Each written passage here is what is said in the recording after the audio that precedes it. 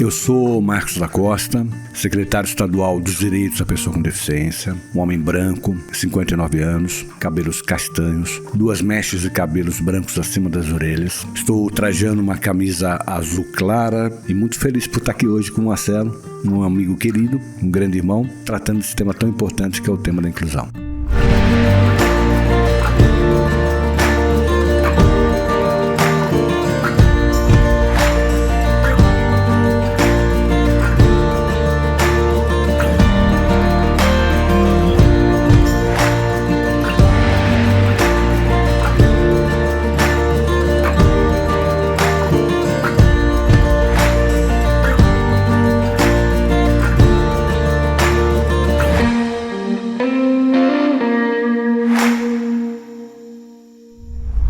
Boas-vindas, estou aqui com mais um podcast, Pode Incluir, Vozes da Inclusão. Sou Marcelo Pires, CEO da Consolidar Diversidade. Eu tenho uma honra hoje de dizer que eu estou aqui com o secretário da Pessoa com Deficiência do Estado de São Paulo, Marcos da Costa, um fraterno amigo, um irmão, uma pessoa que eu admiro muitíssimo. É uma honra estar com você aqui, Marcos, mas uma honra gigante, tá? Presente mesmo estar com você aqui. Obrigado, Marcelo, a honra é minha, um amigo querido, irmão que a vida me trouxe. Eu admiro o seu trabalho, sei da sua bandeira pela inclusão, o trabalho da Consolidar, vi a exposição na Reatec, a importância desse trabalho e hoje bater um papo com você sobre esse tema que é um tema nosso, uma bandeira que nós defendemos, que é a bandeira da inclusão. Muito legal, Marcos, e é legal assim, eu estar contigo aqui, porque assim, muita coisa que eu sei, né, nas nossas conversas, muita gente aqui não sabe, e vocês têm que entender quem é o Marcos da Costa. Além do secretário que é, quem é essa pessoa, né, que eu admiro tanto. E eu queria também, para começar, fazer a minha autodescrição. Eu sou um homem branco, eu tenho uma barba preta com manchinhas brancas aqui, né, Marcos? Tá vendo aqui pertinho que dá para ver, né? Já tô com os pelinhos brancos nascendo. Cabelo preto, olhos castanhos, tô com uma blusa cinza. E eu queria descrever também o ambiente aqui do nosso estúdio. Eu tenho uma guitarra aqui, do lado esquerdo. E aqui atrás do meu caro convidado Marcos da Costa, a gente tem um jardim aqui do estúdio. E na profundidade a gente tem um quadro colorido vermelho e azul, com uma parede de tijolinho, uma árvore de Natal. O Marcos da Costa, estão aqui perto do Natal. Que presente estar aqui contigo, né? Por conta desse momento tão especial para todo mundo.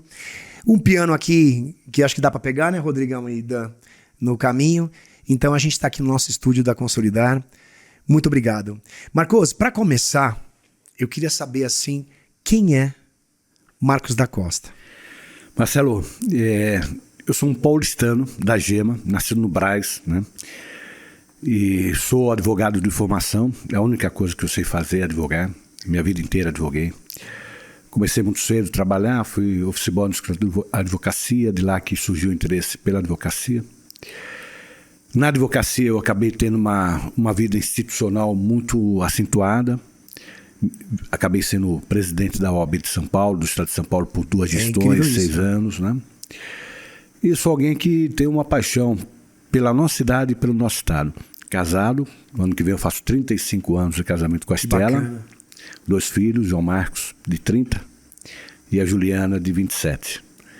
Muito caseiro, apesar de, nas funções que eu assumi, quer como presidente da OAB, quer agora como secretário, ter viajado muito, estou sempre presente no interior, eu adoro o interior de São Paulo, mas sou muito caseiro, eu gosto mesmo de estar na minha casa, curtindo minha família, tomando meu vinhozinho, né, fazendo meu churrasquinho.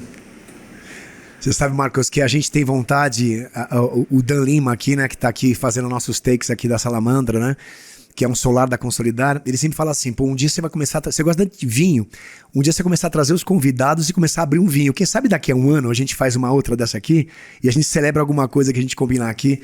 Tem muito a celebrar, principalmente a amizade e a vida, né? Tem muito a celebrar, tem muito a celebrar.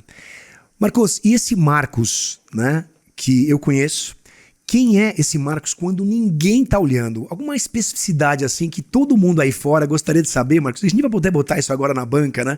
Quem é esse Marcos da Costa que, quando ninguém tá olhando? Conta pra gente. Bom, primeiro, muito família. Eu adoro minha família, adoro minha casa, curto demais a minha casa. Eu devo tudo à minha família, à minha esposa. Minha esposa foi uma pessoa especial na minha vida.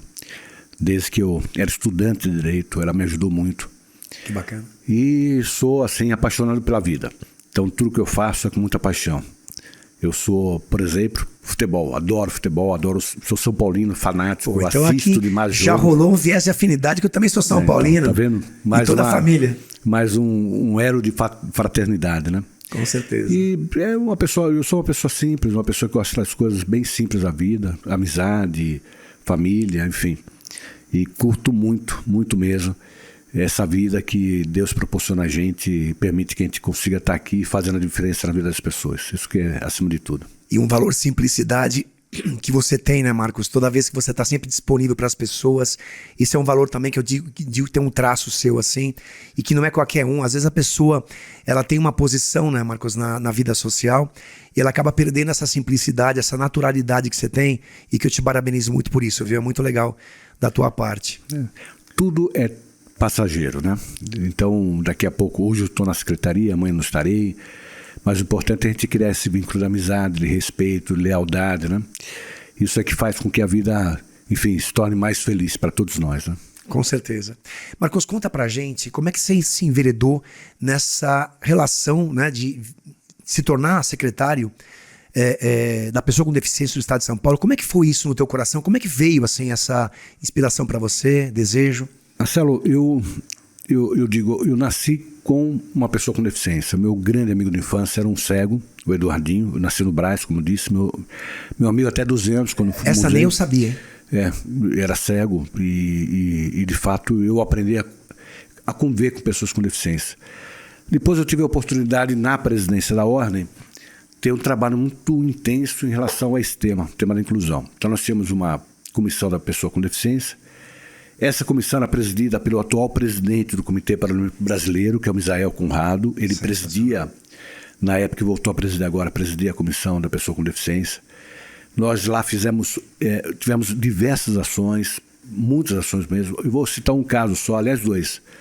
Um projeto que nós fizemos junto ao futebol, porque futebol é espetáculo, futebol é paixão, para despertar a atenção à pessoa com deficiência. Então nós vemos os jogos, fazemos campanha, até na final do Campeonato Paulista.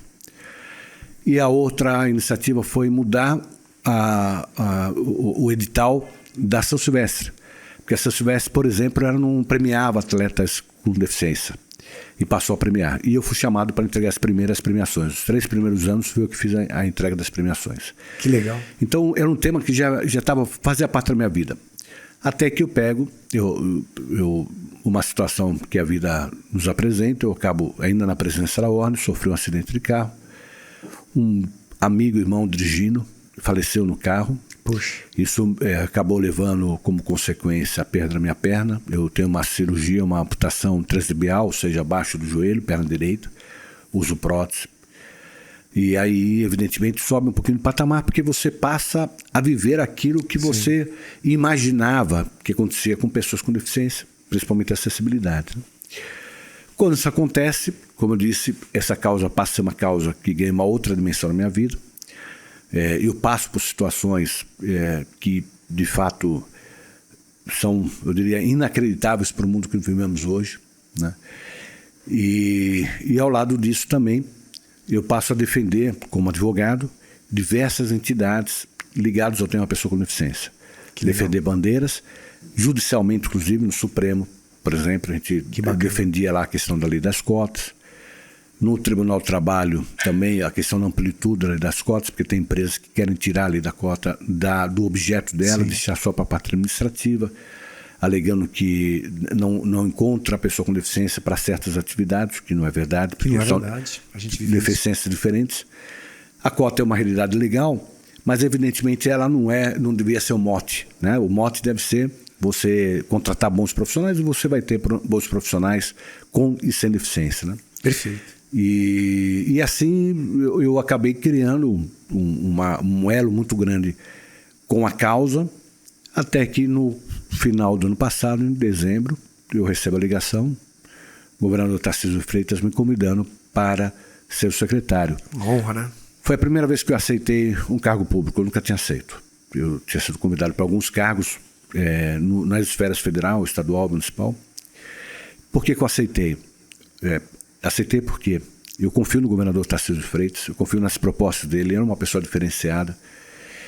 E A causa é uma causa que me interessa demais, né? Então, por conta disso, eu acabei aceitando o cargo. O que me levou a fazer uma coisa que eu não imaginei na minha vida que eu fosse fazer. Que é um risco, baixa, né, Marcos? Não, eu pedi baixa da minha inscrição na OAB. Olha. Eu quase 40 anos de advocacia, eu nunca imaginei que eu ia, por uma obrigação estatutária, né? O Estatuto da Advocacia obriga a pedir baixa. Sim. Mas a causa é tão importante que valia a pena. E aí, esse ano todo de muito trabalho intenso, com uma equipe maravilhosa na Secretaria, desenvolvendo ações em prol das pessoas com deficiência no nosso estado. É bacana ouvir assim, o quanto a gente também, eu imagino que você, essa escolha, né, de você falar assim, eu vou, né, pé de baixa para você ir, é um risco, é um desafio, né, Marcos? Porque na posição que você tinha como presidente da OAB, você tem uma posição, como que eu posso dizer, valorosa, garantida e simpática, né? Consolidada na Consolidada. Quando você vai para a política, é super arriscado, né? Por mais que a gente faça, eu imagino que é uma demanda absurda, né? Do povo, né? De entender. Um amigo que serviu ao governos passados, de certa idade, inclusive faleceu na pandemia, ele me dizia, Marcos, eu fiz muito pela sociedade civil. Eu, na sociedade civil, eu fiz muito. Mas não fiz tanto enquanto estava no governo. Porque o governo lhe permite não discutir política pública, lhe permite executar políticas públicas, né? Construir políticas públicas. Então, isso me sensibilizou demais. E pela causa, eu digo, vale a pena. O governador Tarcísio tem sido um parceiro da causa. O primeiro ato dele como governador foi receber entidades ligadas à pessoa com deficiência. Deu carta branca para trabalhar, mas cobra demais. Ele cobra, está sempre cobrando eficácia, políticas que de fato façam diferença na vida das pessoas. Isso estimula a gente a todo dia acordar pensando o que eu vou fazer hoje, como é que a gente vai trabalhar para atingir esse compromisso que assumiu o governador Tarcísio, que é fazer aquilo que ele quer, que é dar dignidade a todo mundo, a todos os paulistas com e sem deficiência. É legal, Marcos, te ouvir. Eu te digo por quê. Porque tem algo que conecta dentro de você, né? Por conta de toda a história que você contou.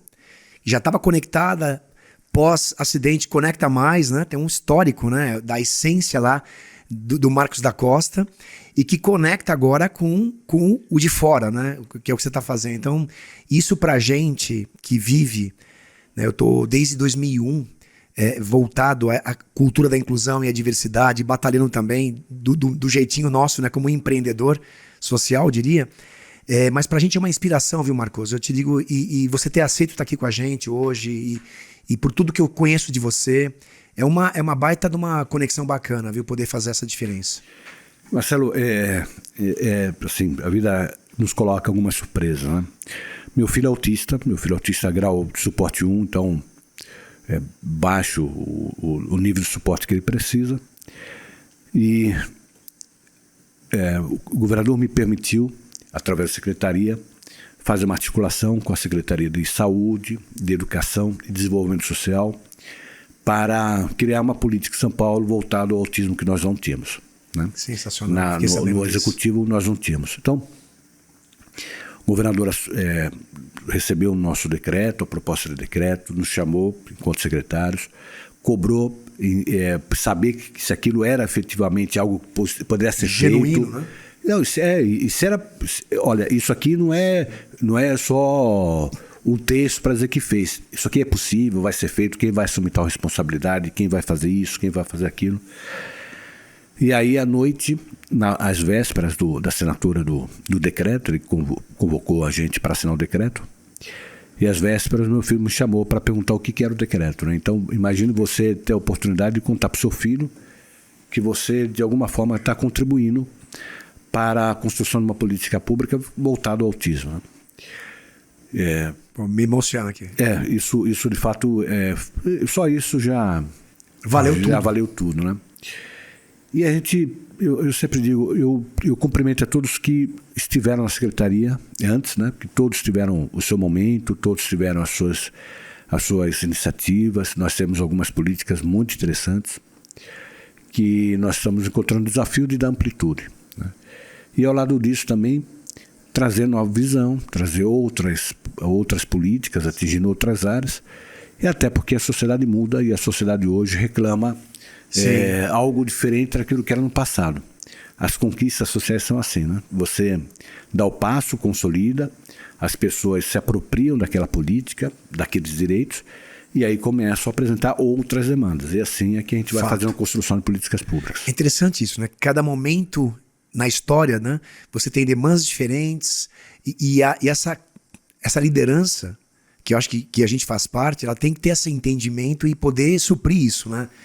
E dialogar muito, ouvir muito, trazer muito, entender de verdade, as entidades, né? Porque eu, quando fui presidente da Ordem, eu sempre critiquei governos, atitudes de governos que eram tomadas sem ouvir a população. Eu digo, olha, quando a gente vai construir uma política pública, se você faz isso dentro do seu gabinete, a chance de dar errado é muito grande, porque você faz dentro de uma visão técnica daqueles profissionais que trabalham com você dentro da secretaria, por exemplo, né? E que tem a visão limitada à sua realidade. Quando você traz a sociedade civil para discutir política, é muito mais complexo, porque você começa a ouvir demandas que você nem imaginava que existiriam. Houve críticas, houve desabafos, tudo isso faz parte e é importante. Mas a chance de você, da política que você está construindo, dar certo é muito maior, porque você faz uma política voltada à sociedade. Não tenha dúvida. E a gente ter feito isso, nós temos ouvido todo mundo, todas as entidades que procuram, entidades, prefeitos, vereadores, deputados têm sido super parceiros, a Alesp tem sido super parceira da causa, né? E a parceria com as outras secretarias. Então, hoje, no governo do Estado de São Paulo, os secretários, quando vão tratar o tema pessoa com deficiência, nos chamam para discutir. E da mesma forma, quando eu chego para algum secretário, como nesse caso do TEA, né? Nós falamos com saúde, educação e desenvolvimento social, imediatamente abraçaram a causa, estiveram conosco, construímos a política está na rua hoje. São Paulo tem uma política em favor do TEA. Não, sensacional, emocionante e contribui com a tua vida, com o teu filho, e contribui com a vida de tantos outros filhos, né, que se beneficiam com isso. Isso é lindo. Você trouxe também essa conexão de ouvir, né, e você traz até dos prefeitos, e eu queria até relembrar que tem um pod nosso que foi gravado também com um prefeito, né, o Gustavo Barros, prefeito de Sarapuí, e que falamos de você, viu, Marcos? A gente falou da admiração que tem por você, tanto o Gustavo como eu. Foi muito legal. Quero que depois você assista, todo mundo aí assistir esse entrelace. E Sarapuí é uma cidade que tem por vocação, por conta de um empresário que começou lá, o Thomas Barros. O Thomas que você conhece. Sim. Um jovem empresário. Menino, né? Pra gente, né? 50 a mais, né, Marcos? Idealista, lógico. Idealista. E começou com um processo há não muito tempo, não tem mais de 4 anos isso, né? E hoje é uma referência, se conectou com o prefeito, estamos aqui, né? Falando sempre com o nosso secretário aqui, Marcos da Costa, pedindo sempre a bênção para ele. E eles têm um desejo lá, Marcos, de fazer uma cidade muito inclusiva. E quando vem isso do empresariado, vem do prefeito, com a bênção do secretário, e eu costumo dizer, né, Marcos, nada é impossível. Não é impossível, ao contrário, você tem um ambiente muito favorável a transformar Sarapuí no modelo de cidade inclusiva, né? Que é o que nós estamos precisando. Nós temos algumas cidades de São Paulo muito adiantadas. Eu sempre digo, para o prefeito é importante, porque nós temos uma parcela da população muito grande com deficiência. No estado de São Paulo, só 8% da população. Então, só no estado são 3.400.000 pessoas. Então, quando a gente volta os olhos para o município, onde moram as pessoas, né, você fala num contingente de, no mínimo, 16% da população. Porque você tem exatamente a pessoa com deficiência e você tem a mãe. Para pegar sua mãe, que normalmente quem cuida é a mãe. Se colocar o pai, colocar o irmão, colocar o avô, você está falando de 30% da população, diretamente afeta a questão da pessoa com deficiência.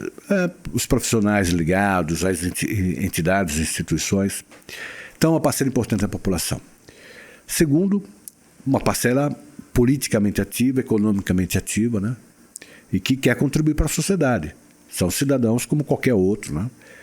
Que muitas vezes encontram barreiras que a sociedade própria coloca ou até o poder público. Sim. Né?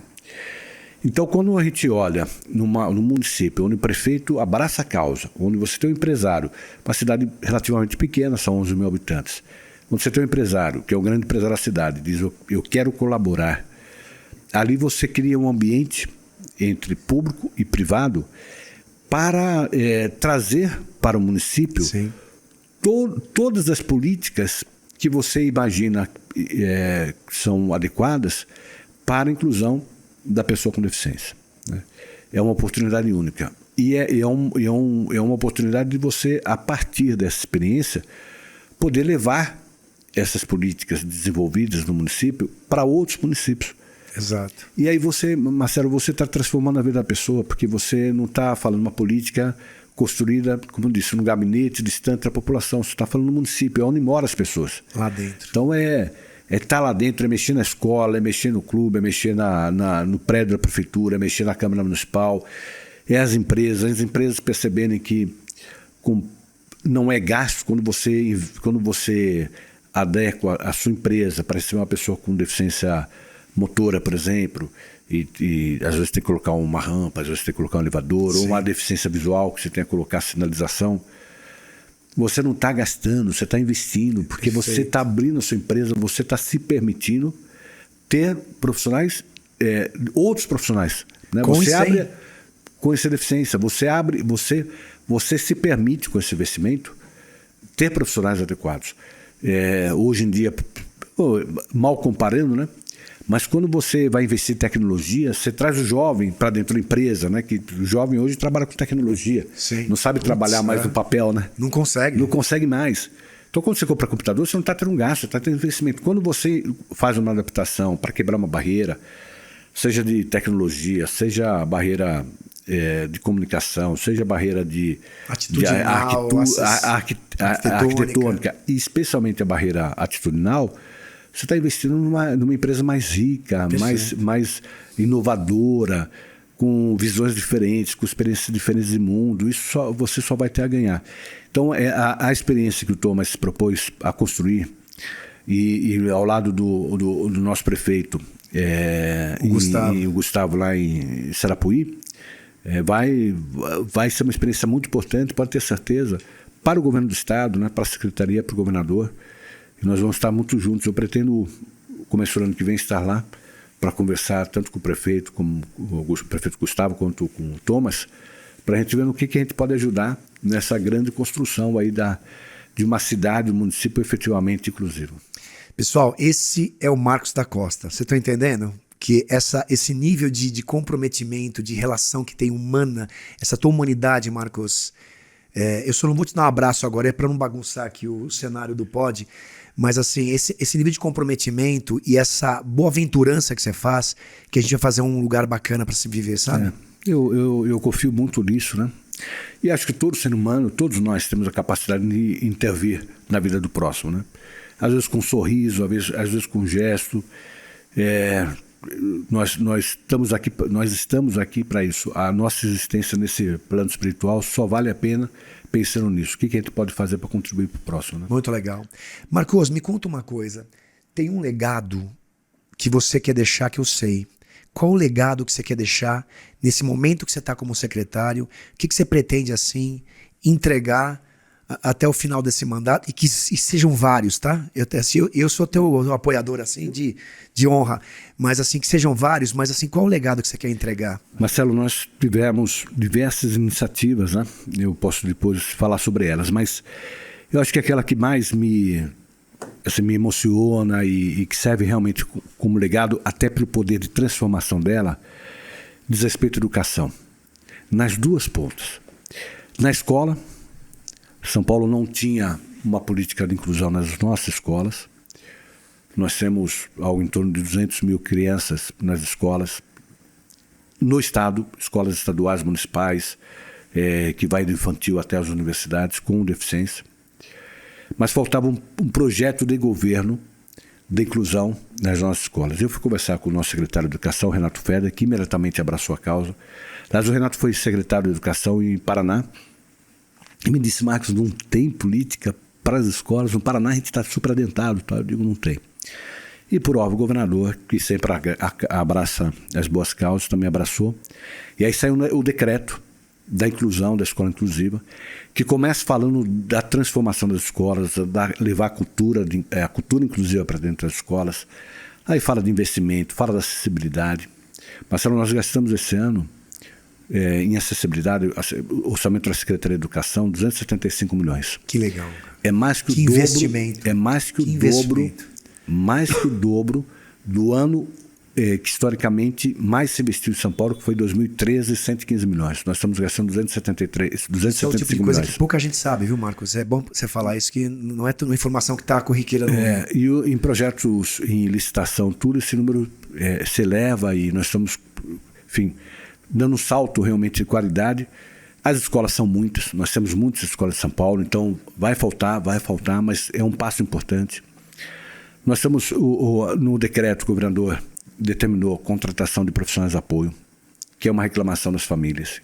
Então, leva a pessoa com deficiência e não ter o profissional que vai dar apoio, dar suporte ao próprio professor. Cuidadores.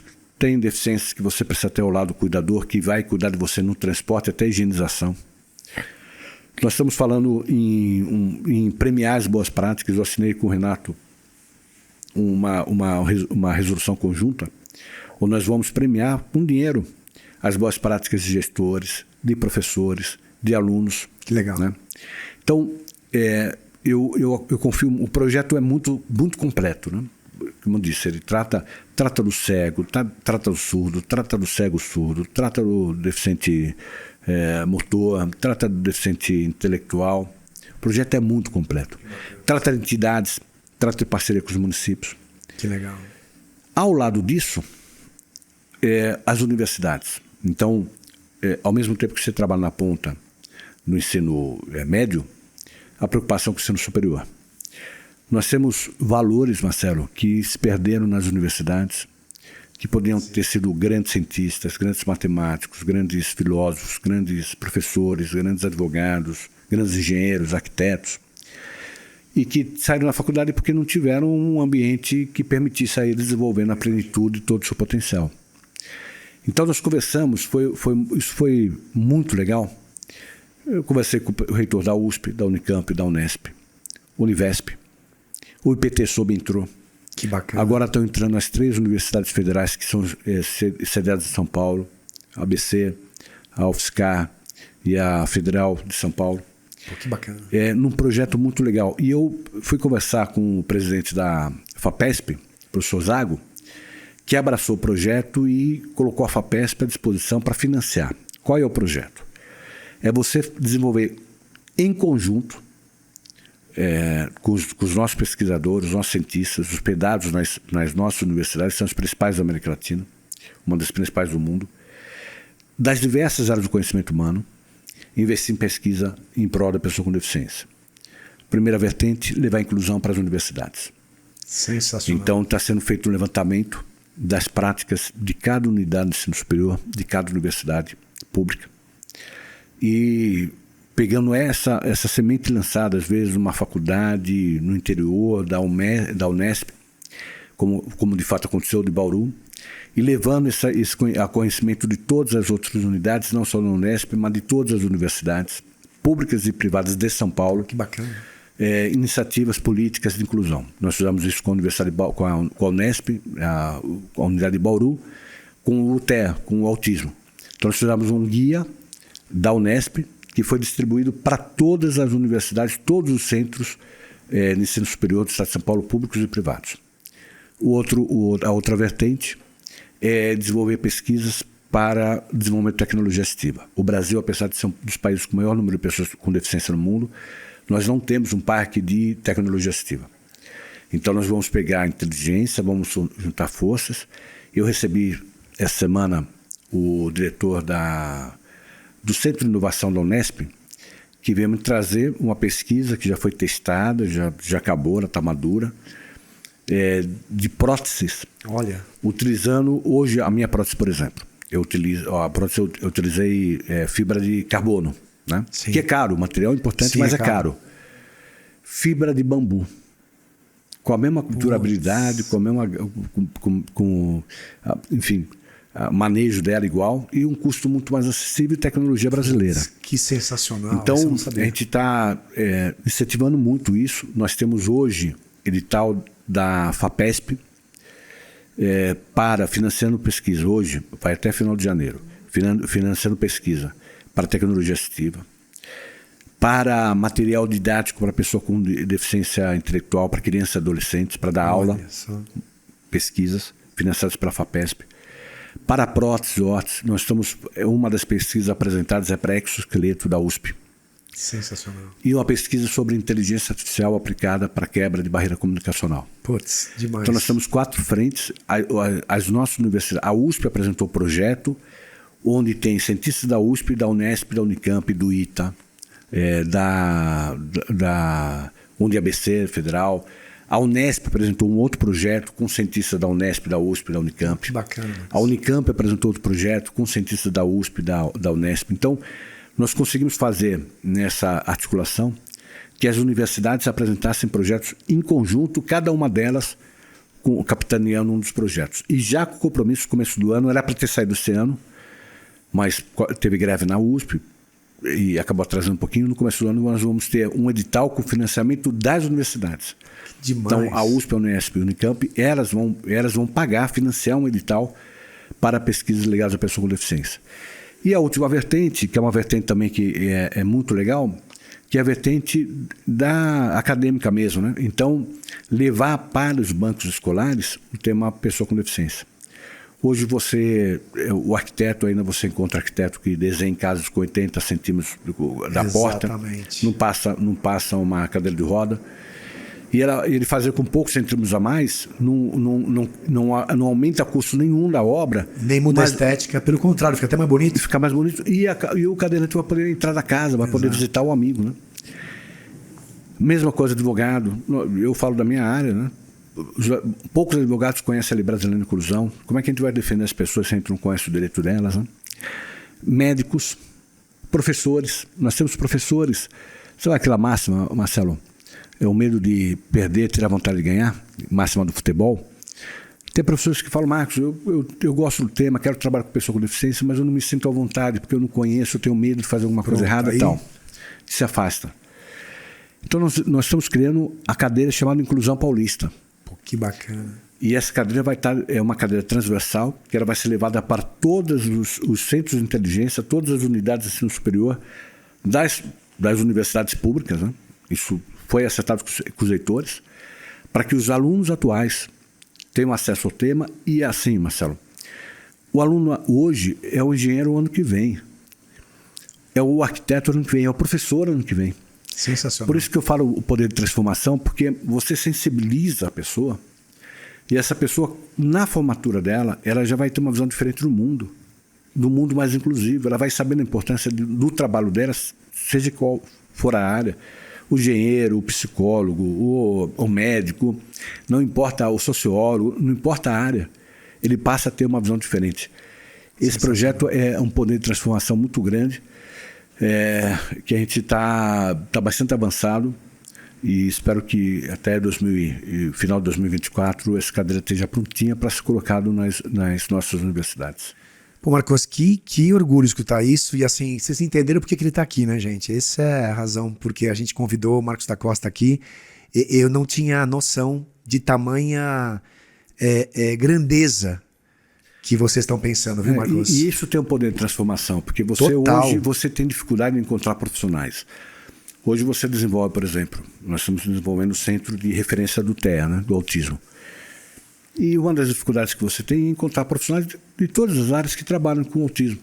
O odonto, né? O dentista que trabalha com autista. Você não encontra, são poucos profissionais. E como a gente quer levar esse trabalho para o interior, se você não tem profissionais, você vai criar centros no interior e não vai ter quem trabalha nesse centro. Um outro exemplo, mas que fica claro, a questão do Libras, né? Para mim, não há barreira maior que a da comunicação. E quem mais sofre com isso é o deficiente auditivo. Com certeza. As outras deficiências, mesmo o cego, por exemplo, ele consegue ter autonomia, porque ele consegue se comunicar. A deficiência física, eu sou amputado, eu tenho minha autonomia, eu tenho prótese, mas mesmo que eu fosse cadeirante, eu consigo me comunicar, então eu converso, pergunto e tal. O deficiente auditivo não consegue. Ele chega numa delegacia, ele não sabe como explicar para a autoridade policial a dor. Então é a barreira mais séria, não tenho dúvida disso. tão séria que faz com que haja o fenômeno das pessoas com deficiência auditiva se comunicarem entre elas só. Então monta até Vira chegar ao ponto, fechada. Vira uma comunidade fechada ao ponto de se falar em cultura inclusiva, né? Então, por conta da barreira, culpa nossa. E aí nós temos um curso de Libras, que já era um curso antigo da Secretaria, não foi dessa gestão. Nós aumentamos só o número de vagas, eram 200, a gente passou para 300. Abre vaga, mas era todo mês. O curso para iniciante, o curso que é o básico, o curso intermediário, o curso avançado. Abre curso, em 10 minutos acabam as vagas. 10 minutos não é exagero, 10 minutos acabam as vagas. Por que a gente não amplia? Porque não tem profissionais, você não consegue achar professores. Como qualquer língua, você vai pegar o inglês para dar aula, não adianta ele saber mais ou menos o inglês, ele tem que saber para dar aula. Então, o que nós estamos fazendo? Nós estamos criando nas universidades paulistas, né? Estamos começando para a Univesp, o curso de licenciatura em Libras. Então, para gerar professores que vão gerar uma massa maior de pessoas que conheçam Libras. Ao lado disso, e aí para resolver um problema imediato, porque não dá para esperar esse processo de criar professores que vão ter que fazer o curso de licenciatura para sair para o mercado e tal. Que dá um tempo de aprendizagem, né? Então, o que nós fizemos? Nós lançamos, o governador lançou, o São Paulo são Libras. Todos os serviços públicos estarão hoje atendidos através do intérprete de Libras, permitindo que as pessoas com deficiência possam exercer a cidadania. Ele vai chegar na delegacia, que acontece hoje. Hoje, se a pessoa com deficiência auditiva chegar numa delegacia, ele vai ter, através da tecnologia, ele vai ter o assistente Libras, que vai estar numa central 24 horas por dia, 7 dias por semana, sábados, domingos, feriados, sem nenhum custo. Ele vai ser atendido pelo delegado de polícia, que vai se fazer o uso do intérprete, que vai estar no monitor, conversando com Libras, com a pessoa com deficiência, e oralmente com o delegado da autoridade policial. Nós já começamos, todas as delegacias de São Paulo têm hoje, os postos de atendimento do trabalhador, o polo de empregabilidade inclusiva. Estamos colocando agora nos PROCONs, o Poupa Tempo, no SICS, que é o Centro de Integração de Cidadania da Secretaria de Justiça. Ontem, eu sei que é atemporal, né? O podcast é atemporal, então perdoe quando eu falo ontem, quando eu falo, mas imagina. Acabamos de lançar também na CPTM, Secretária Salvo e Transportes Metropolitanos. Então, nos trens de São Paulo, já estão com Libras. A pessoa que chegar no trem de São Paulo tiver qualquer necessidade, vai encontrar a central de Libras lá para dar acesso. Então, isso quebra uma barreira, quebra um paradigma e faz com que no estado de São Paulo, de fato, as pessoas com deficiência auditiva tenham cidadania.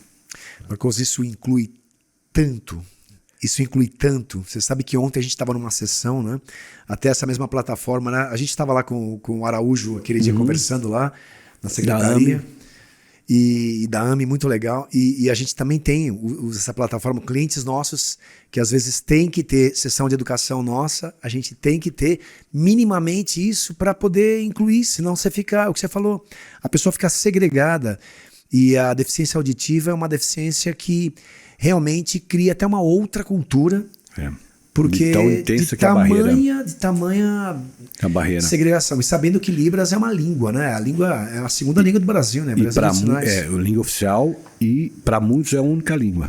E para muitos é a única língua. A pessoa com deficiência auditiva, principalmente quem nasce com ela, não raras vezes não conhece português. Só conhece Exatamente. Libras. E nós temos, Marcelo, 500 mil de pessoas no estado de São Paulo com deficiência auditiva.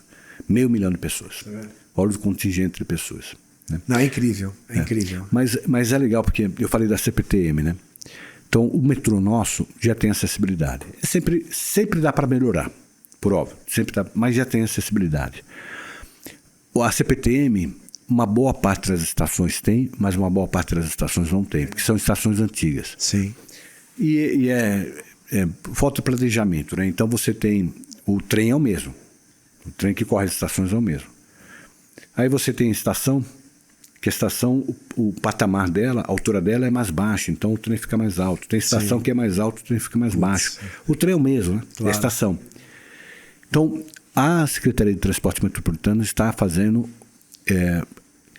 não é só reforma, ela é quase que destrói e reconstrói. É uma padronização nisso, né? E quase que tendo que reconstruir a plataforma inteira. e sem poder deixar de prestar o serviço. Então, não é, olha, vou fechar aqui... Trocar a roda com o carro andando. É trocar a roda com o carro andando. Então, até o final da gestão, todas as estações de São Paulo vão ter acessibilidade plena. Lindo, é muito legal. E aí, volto a dizer, mobilidade, né? Então, você oferece educação inclusiva, você oferece saúde, você oferece, mas a pessoa não tem como chegar no local, né? Então, é importante ter acessibilidade no metrô, no trem, que é a responsabilidade do Estado, como tem as políticas dos municípios também, né?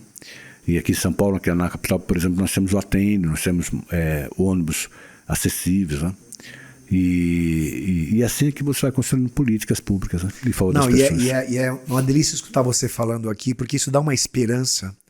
E pra gente que tá nesse ramo desde 2000, né, que eu tô 2000 para 2001, dá uma esperança, gente, pra gente, porque tem um secretário se preocupando com esse detalhe e tem um apoio, né? E imagino que do governador e de todo o cenário das políticas públicas aqui, olha, é um presente escutar você, viu? É por isso que eu falo, Marcelo, que assim, eu tô me realizando na secretaria, porque eu sei, uma equipe maravilhosa, quero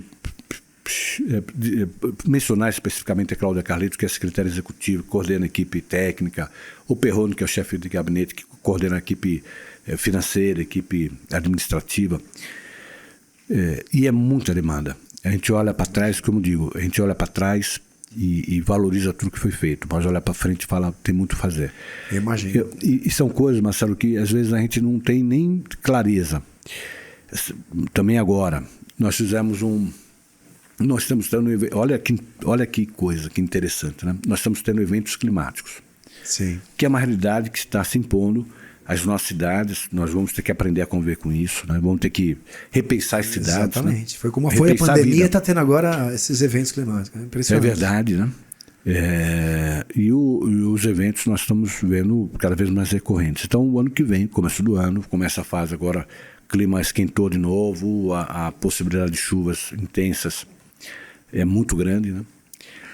E aí você pega uma realidade que é a seguinte, como nós tivemos em São Sebastião. Sim. Sabe que São Sebastião é o lugar que o posto Solidar, antes da Consolidar, nasceu, né? Eu não sabia. Na Praia das Cigarras de São Sebastião. Olha que legal. Nasceu ali, em 2001. Não sabia disso. Mas vejo o caso de São Sebastião. Desceu o morro, a lama. Aí você fica pensando no cadeirante. Como é que o cadeirante vai sair de casa? O cego, né? Pessoa com deficiência auditiva que não vai escutar o alarme, não vai escutar os vizinhos chamar a atenção para sair de casa. Deficiência intelectual. Ao lado disso também acrescenta idosos, acrescenta criança, gestantes, né? Pessoas com baixa mobilidade. Quantidade de pessoas, né, 70 a mais hoje no país. Então o que nós fizemos? Nós fizemos um convênio com a Defesa Civil. Qual que é o desafio? Identificar as áreas de risco, identificar as pessoas que moram nas áreas de risco e não identificar só por endereço, porque desce a lama, não tem mais nome da rua, não tem mais rua. Está sendo adianta, o sujeito mora na rua tal, número tal, porque ele vai chegar lá e não vai ter mais a rua. Então, por georreferenciamento. E a partir daí, desenvolver ações. Esse protocolo foi assinado num evento com o governador. Primeiro, para tentar tirar as pessoas da área de risco, né? Porque são pessoas que o poder de reação é menor, então eles merecem ter uma atenção maior. Não tenha dúvida. O secretário de Habitação, oferecer moradia para esse pessoal para sair. Segundo, então tem a parte preventiva. Segundo, acontecendo o evento, a tragédia, a Defesa Civil priorizar o atendimento das pessoas. Agilidade nisso. Porque as pessoas, como disse, como é que o cadeirante vai sair? Ele não consegue sair. Então ele precisa ser socorrido, resgatado imediatamente. Terceiro, são ações que se dão na sequência. Então imagina uma criança com deficiência intelectual num ambiente de um ginásio, com todo mundo lá, pessoas que ele não conhece, que nunca viu, né?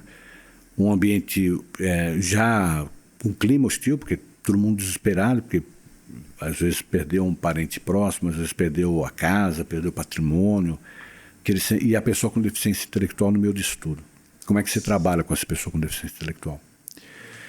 Então, o que é esse convênio que nós fizemos com a Defesa Civil?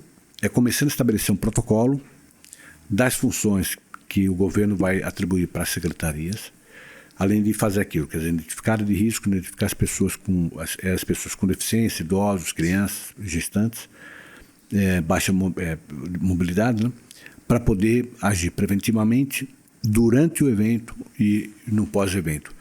Trabalho importante. E muitas vezes a pessoa não pensa nisso, né? Olha, tem uma oportunidade de ação aqui, de política pública aqui para proteger essas pessoas. Como nós fizemos, como eu falei da questão do transporte público, como eu mencionei a questão da escola, como eu mencionei a questão da saúde, do TEA. E assim a gente vai ampliando as zonas de atendimento da Secretaria, fazendo com que cada vez mais a gente possa fazer a inclusão das pessoas. Pô, Marcos, que legal você participar disso. Muita gente não sabe disso. Eu confesso que muitas das coisas que você falou, eu também não sabia, por mais que a gente tenha essa proximidade. E é muito legal você falar que a gente consiga divulgar isso para muita gente, muitas pessoas, né?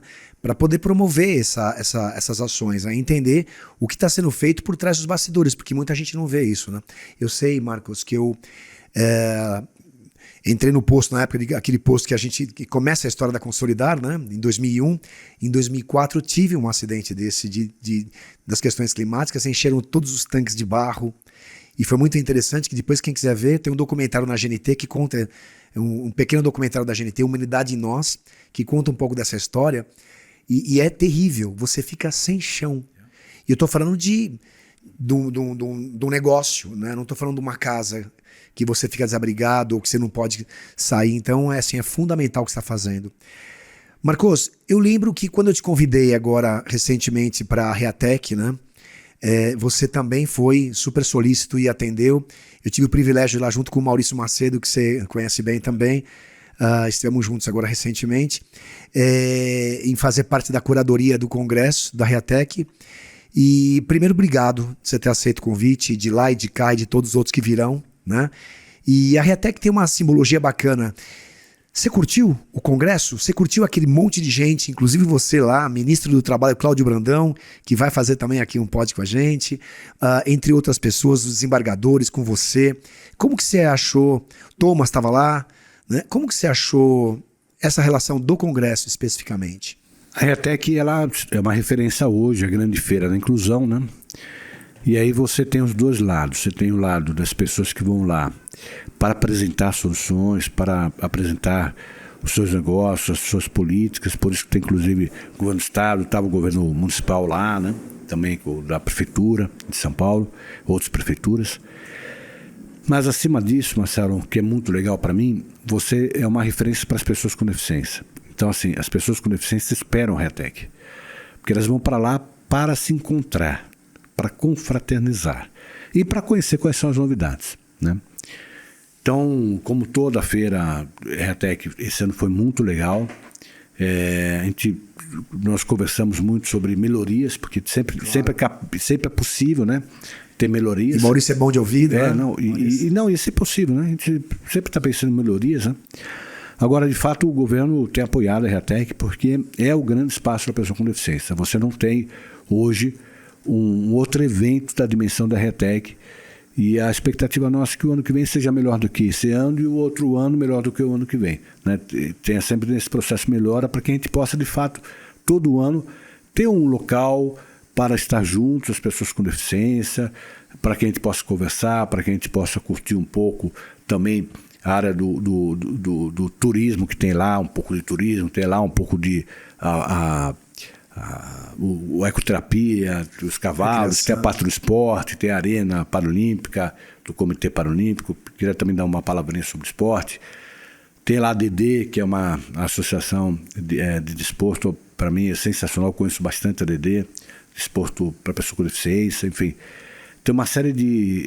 tem lá comida, tem a culinária, atrações, tem uma né? série de atrações, e ao lado de tudo isso tem a oportunidade de a gente rever pessoas, conversar e colocar papo em dia, né? Matar saudades e colocar papo em dia. Com certeza. Você sabe que a Reatec, para mim, foi o convite, né? Eu, como CEO da Consolidar, ser convidado para contribuir na parte da curadoria deles, foi um presente para mim, muito grande. Viu? E é um diferencial dessa última, que foi a participação de empresas, porque normalmente vão empresas que oferecem serviços ligados à pessoa com deficiência. E dessa vez foram empresas que foram para lá vincular sua marca, abrir o lado social da empresa, quer do ponto de vista do emprego, ter essas pessoas para contratar pessoas, quer do ponto de vista de mostrar, olha, eu sou uma empresa inclusiva, estou preocupado com o tema, quero contribuir com um país melhor, uma sociedade mais justa, mais inspiradoras, inclusiva. Né? Empresas Muito. Inspiradoras, todos que chamavam pessoas inspiradoras, pessoas verdade. inspiradoras como Verdade. você, empresas inspiradoras, porque é muito legal você ver as empresas que estão acima da lei da cota, né, Marcos? Acho que a minha luta aqui com a Consolidar é fazer com que as empresas passem, travessiem isso, que não tenham só interesse de cumprir a cota pela lei, que é importante, não tenham só interesse de aparecer bem, né, por conta do ESG e as ODS da ONU, que também é importante, mas que sejam genuinamente empresas que desejam fazer um mundo mais inclusivo, né? E ganha com isso, perceba que ganha com isso, porque vai ter uma empresa com mais diversidade, com mais são mais diferenças, né? Saber trabalhar com isso, vai ser uma empresa mais inovadora, mais acolhedora. Todo mundo ganha, o ambiente ganha, os colaboradores ganham e a empresa ganha também. Marcos, a gente pode ficar aqui a manhã toda, a tarde toda, o dia todo com você. Dá para fazer não um podcast, dá para fazer um workshop. Mas eu quero falar do esporte. Você vai falar do esporte e eu vou depois fazer 3 perguntas para vocês finais, tá? Tá bom. Então fala um pouco desse esporte. O esporte, porque nós tivemos agora os Jogos Paralímpicos, né? O Brasil, Paralímpicos não, Parapan-Americanos. O Paralímpico é agora 2024. Vai ser legal, né? Parapan-Americanos, o Brasil, o desempenho foi inédito na história do esporte mundial. O Brasil alcançou 343 medalhas, você somando do segundo, terceiro e quarto lugar. Segundo, terceiro e quarto. O segundo foi Estados Unidos, o terceiro foi Colômbia, Argentina e tal. Você somando a medalha dos Estados Unidos, Colômbia, segundo, terceiro e quarto lugar, você não alcança o número de medalhas do Brasil. Putz, isso é demais. Gente, vocês sabiam disso? Vocês sabiam disso? É maravilhoso. Essa informação, não sei se a turma sabe. No Pan-Americano, nós tivemos a Rebeca, né? Que chamou mais atenção, maravilhosa. Sim. O desempenho dela é maravilhoso. No Parapan, nós tivemos alguns exemplos. Eu vou dar da Beth Gomes, que ela era recordista mundial na competição dela, que era arremesso de peso. Ela quebrou o recorde na competição mundial e quebrou o recorde que ela quebrou. Ela quebrou 2 vezes o recorde mundial na mesma competição. E nesse contexto, nós temos o time São Paulo, que são atletas. Que é o nosso time, né, Marcos? 61, não, é o time da secretaria. eu brinco sempre, não é o time do São Paulo, é o time São Paulo, que são atletas patrocinados pela secretaria, um total de 106.